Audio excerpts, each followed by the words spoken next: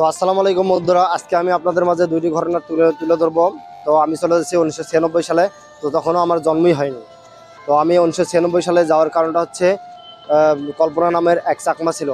তো তিনি hill women ফেডারেশনের একজন সম্পাদক ছিল, তিনি উদ্যোক্তাও ছিল। তো বন্ধুরা, তিনি পাহাড়ি এলাকার মানুষের এক প্রতিবাদী কণ্ঠস্বর ছিল। তো তাকে বাড়ি থেকে উঠিয়ে নিয়ে দেওয়া হয়, কিন্তু তার লাশ আজ পর্যন্ত মেলেনি। 1996, আজ কোথায় 2025 সাল। তো বন্ধুরা, এটা সেনানিবাস এলাকা রাঙ্গামাটির ভিতরে এই ঘটনাটা ঘটেছিল। তো আমি এরপর চলে আসতেছি 2016 সালে তনু হত্যার মামলায়। তো তনু বাড়ি থেকে যখন বের হয়, কিন্তু পরের দিন তার লাশটা খুঁজে পাওয়া যায়। তো এই ঘটনাটাও কিন্তু ঘটেছিল সেনানিবাস এলাকায়।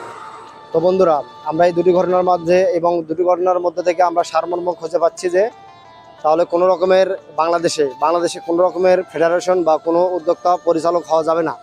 সেই সাথে আরেকটা ব্যাপার হচ্ছে, বাড়ি থেকেও বের হওয়া যাবে না। আমরা সারমর্ম এই দুটা জিনিসই খুঁজে পাচ্ছি।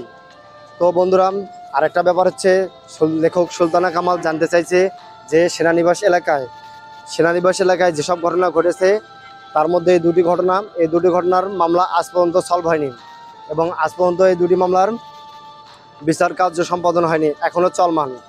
তো সুলতানা কামালের এটি কথা।